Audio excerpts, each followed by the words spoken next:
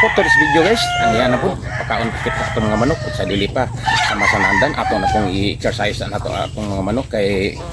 medyo kibrada ang mga itlog kanila. Kinalan jud sila exercise na to sila permi haron mag-maintain jud ang mga itlog kanila kay kung walay ehersisyo ang atong mga manok kibrada jud permi ang ilang mga itlog karon atong pagabuhaton ato ang pasunod-sunuron gyapon sama sa nandan natong pagabuhaton kanila.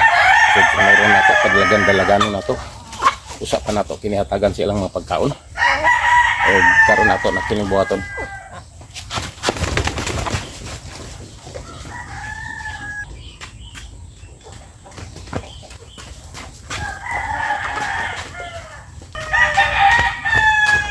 Ora dyan itong buhaton guys, pamahagi nato nga makapadagkan nato itlog ni atong mga manok kay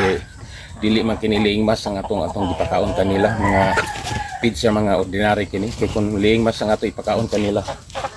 kalas na kayo dako kahit kita gasto ug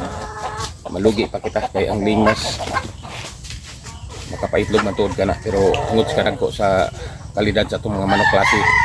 dagko pag sila kayo konsumo mao nga ordinary nga feeds ang atong gihatag kanila pagpakaon atong pagabuhaton i-exercise jud nato kay ato jud kanang napamatud-an jud nato maayo nga makapanginto jud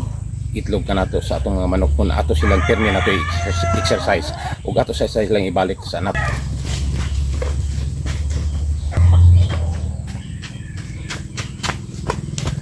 Bantay ra pud kita nga dili nato matumbad.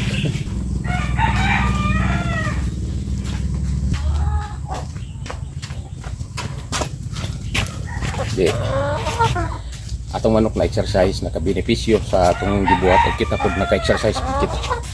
og di na nato sila palabian kay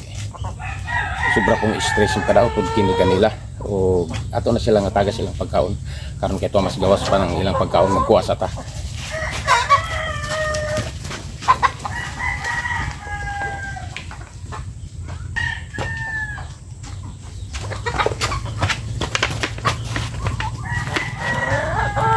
Sa kita paingon sundon pud kita sa atong mga manok gakuha tayo silang mga pagkaon lagan po sila ang sunod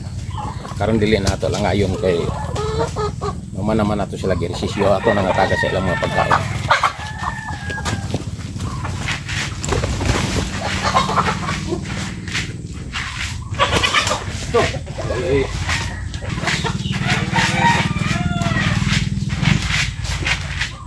Pero para ver dyan nato silang